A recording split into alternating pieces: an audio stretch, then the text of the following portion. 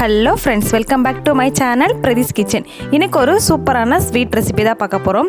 ரெஸ்டாரண்ட்டில் வாங்குற மாதிரி நம்மளுக்கு கேசரி எப்படி நம்ம பண்ணுறோன்னு சொல்லிட்டு தான் நீங்கள் இந்த வீடியோவில் பார்க்க போகிறீங்க. நீங்கள் நம்ம சேனலை ஃபஸ்ட் டைம் பார்க்குறதா இருந்தால் சேனலை சப்ஸ்கிரைப் பண்ணிக்கோங்க. கூடவே பக்கத்தில் இருக்க பெல் ஐக்கானையும் கிளிக் பண்ணிக்கோங்க. இப்போ வாங்க நம்ம வீடியோக்குள்ளே போகலாம்.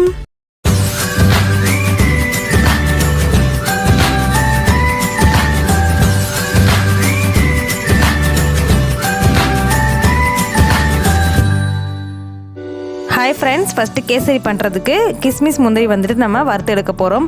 அதுக்கு பார்த்தீங்கன்னா ஒரு பேன் அடுப்பில் வச்சுருக்கேன். பேன் நல்லா ஹீட் ஆனதும் ஒரு 1.5 டேபிள் ஸ்பூன் அளவுக்கு நெய் சேர்த்துருக்கேன்.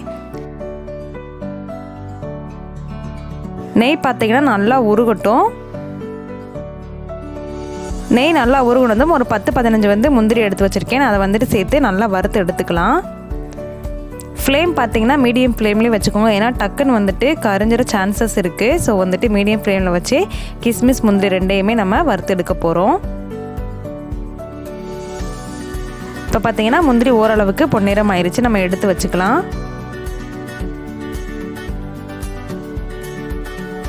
அடுத்து பார்த்தீங்கன்னா கிஸ்மிஸ் சேர்த்துருக்கேன். இதுவுமே பார்த்தீங்கன்னா நல்லா பலூன் மாதிரி வர வரைக்கும் வறுபடட்டும்.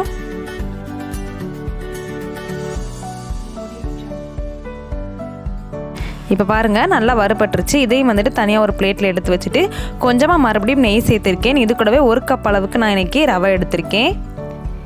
ரவை சேர்த்ததுக்கப்புறமா எல்லாத்தையும் ஒருக்கா நல்லா கலந்து விட்டுக்கோங்க. நெய்யில் வந்துட்டு ரவை ஒரு 5 நிமிஷம் மட்டும் குக் ஆகிற அளவுக்கு இருக்கட்டும். அந்த நெய்யோடு அந்த ரவை சேர்த்து வறுக்கும்போது வாசனை வந்துட்டு செம்மையாக இருக்கும். நல்லா வந்துட்டு வறுத்து எடுத்துக்கலாம். ரொம்பவுமே வறுத்துடாமல் கொஞ்சம் மீடியம் ஃப்ளேமில் வச்சே வறுத்து எடுத்துக்கோங்க. இப்போ பாருங்கள், ரவை நல்லா வறுத்தாச்சு. இதை வந்து தனியாக ஒரு பிளேட்டில் மாற்றி எடுத்து வச்சுக்கலாம். இப்போ பார்த்தீங்கன்னா அளவு தண்ணி ஊற்ற போகிறோம். 1 கப் ரவைக்கு வந்துட்டு 3 கப் அளவுக்கு நான் இன்றைக்கி தண்ணி சேர்த்துருக்கேன். 3 அல்லது 3.5 கூட சேர்த்துக்கலாம். ரவை வந்துட்டு நல்லா நம்மளுக்கு வெந்து வரும். இப்போ தண்ணி நல்லா கொதிச்சதுக்கப்புறமா 2-3 டேபிள் ஸ்பூன் அளவுக்கு நான் ரீஃபைண்ட் ஆயில் சேர்த்துருக்கேன். வேறு எந்த எண்ணெயும் சேர்த்துட வேணாம், ஏன்னா ஃப்ளேவர் கொடுத்துரும். அதுக்காக ரீஃபைண்ட் ஆயில் வந்துட்டு ஒரு 3 டேபிள் ஸ்பூன் கிட்டக்க நான் இன்றைக்கி சேர்த்துருக்கேன். தண்ணி இப்போ பாருங்கள் நல்லா கொதிச்சுக்கிட்டு இருக்கு.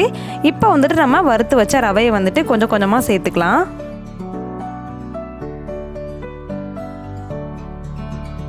ஹோட்டலில் பார்த்திங்கன்னா அந்த டெக்ஸ்சர் மாறாமல் சூப்பராக வந்துட்டு நம்மளுக்கு கேசரி கிடைக்கும். இந்த மாதிரி கைவிடாமல் கிண்டிக்கிட்டே இருக்கணும். கட்டி சேராமல் நல்லா வந்துட்டு கிளறி கொடுத்துக்கிட்டே இருங்க. இப்போ பாருங்கள், ஓரளவுக்கு வந்துட்டு ரவை நல்லாவே நம்மளுக்கு வெந்துருச்சு. இந்த ஸ்டேஜில் வந்துட்டு நம்ம சுகர் ஆட் பண்ண போகிறோம். நான் இன்றைக்கி 1 கப் அளவுக்கு ரவைக்கு 1.5 கப் அளவுக்கு நான் இன்றைக்கி சக்கரை எடுத்திருக்கேன். ஃபஸ்ட்டு வந்துட்டு 1 கப் சேர்த்துட்டு எல்லாத்தையும் ஒருக்க நல்லா மிக்ஸ் பண்ணி விட்டுக்கோங்க. சர்க்கரை பார்த்தீங்கன்னா உங்கள் இனிப்பை பொறுத்து அட்ஜஸ்ட் பண்ணிக்கோங்க. 1க்கு 1 தான் வந்துட்டு சரியான குவான்டிட்டி. நான் வந்துட்டு இன்றைக்கி 1.5 கப் அளவுக்கு சர்க்கரை எடுத்திருக்கேன். ஃபஸ்ட்டு 1 கப் அளவுக்கு சேர்த்துட்டு அதுக்கப்புறமா ஒரு 1/2 கப் சேர்த்துட்டு எல்லாத்தையும் ஒருக்கா நல்லா கலந்து விட்டுக்கலாம். மொத்தமாக வந்து சேர்த்துட்டிங்கன்னா அங்கங்கே வந்து கட்டி விழுக சான்சஸ் இருக்குது. கொஞ்சம் கொஞ்சமாக சேர்த்துட்டு நல்லா வந்துட்டு கிளறி கொடுத்துக்கிட்டே இருங்க, கைவிடாமல். இப்போ பாருங்கள், அந்த சுகர் வந்துட்டு ரவையோட நல்லாவே மெல்ட் ஆகுது. இந்த ஸ்டேஜில் ஒரு 2 டேபிள் ஸ்பூன் அளவுக்கு நெய் ஆட் பண்ணிக்கலாம்.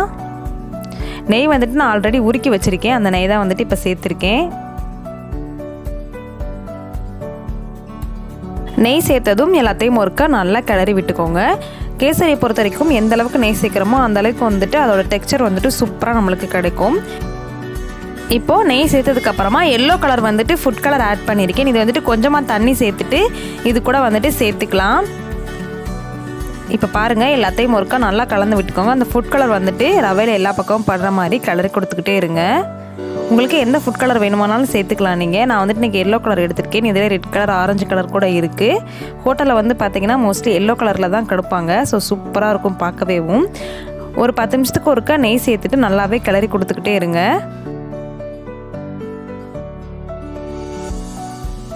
அவ்வளோதான். இப்போ வந்துட்டு கேசரி வந்துட்டு நம்மளுக்கு சூப்பராக ரெடி ஆயிடுச்சு. இப்போ லாஸ்ட்டாக வந்துட்டு நம்ம வறுத்து வச்சுருக்க முந்திரி திராட்சையை சேர்த்துக்கலாம். இது கூடவே பார்த்திங்கன்னா நான் டூட்டி ஃப்ரூட்டியும் எடுத்திருக்கேன். அதையும் வந்துட்டு இது கூட சேர்த்துக்கலாம். டூட்டி ஃப்ரூட்டி வந்துட்டு உங்களோட ஆப்ஷனல் தான், தேவைப்பட்டால் சேர்த்துக்கோங்க, இல்லைன்னா இந்த இடத்த மட்டும் நீங்கள் ஸ்கிப் பண்ணிக்கோங்க. இது சேர்த்து நீங்கள் குழந்தைங்களுக்கு கொடுத்தீங்க அப்படின்னா ரொம்ப சூப்பராக இருக்கும். குழந்தைங்களுமே பார்த்திங்கன்னா கலர் கலராக இருக்குன்னு விரும்பி சாப்பிடுவாங்க. இப்போ டூட்டி ஃப்ரூட்டி நட்ஸ் எல்லாமே சேர்த்ததுக்கப்புறமா நல்லா மிக்ஸ் பண்ணி விட்டுக்கோங்க. பாருங்கள் பேனில் வந்துட்டு கேசரி ஒட்டவே இல்லை, சூப்பராக வந்துட்டு நம்மளுக்கு கேசரி வந்துருச்சு. ஆல்ரெடி பார்த்தீங்கன்னா நம்ம சேனலில் கல்யாண வீட்டு கேசரி வந்துட்டு போட்டிருப்பேன், அதோட லிங்க்குமே பார்த்தீங்கன்னா டிஸ்கிரிப்ஷனில் கொடுக்குறேன், தேவைப்படுறவங்க செக் பண்ணி பார்த்துக்கோங்க. இப்போ அவ்வளோதான், இதை வந்துட்டு ஒரு பிளேட்டில் நம்ம சர்வ் பண்ணி முடிச்சிடலாம். சூப்பரான ஹோட்டல் ஸ்டைல் வந்துட்டு நம்ம கேசரி ரெடி பண்ணி முடிச்சிட்டோம். கண்டிப்பாக இந்த ரெசிபியை நீங்கள் உங்கள் வீட்டில் ட்ரை பண்ணி பாருங்கள். ட்ரை பண்ணி பார்த்துட்டு எப்படி இருந்துச்சுன்னு உங்கள் ஃபீட்பேக்கை மறக்காமல் என்னோட கமெண்ட் செக்ஷனில் ஷேர் பண்ணுங்கள். என்னோடய வீடியோ உங்களுக்கு பிடிச்சிருந்துச்சு அப்படின்னா என்னோடய சேனலை லைக், ஷேர், கமெண்ட் பண்ணிக்கோங்க. கூடவே பக்கத்தில் இருக்க பெல் ஐக்கானையும் கிளிக் பண்ணிக்கோங்க. அப்போ தான் நான் போடுற வீடியோ எல்லாமே உங்கள் நோட்டிஃபிகேஷனில் வரும், நீங்களும் வீடியோவை மிஸ் பண்ணாமல் பார்ப்பீங்க.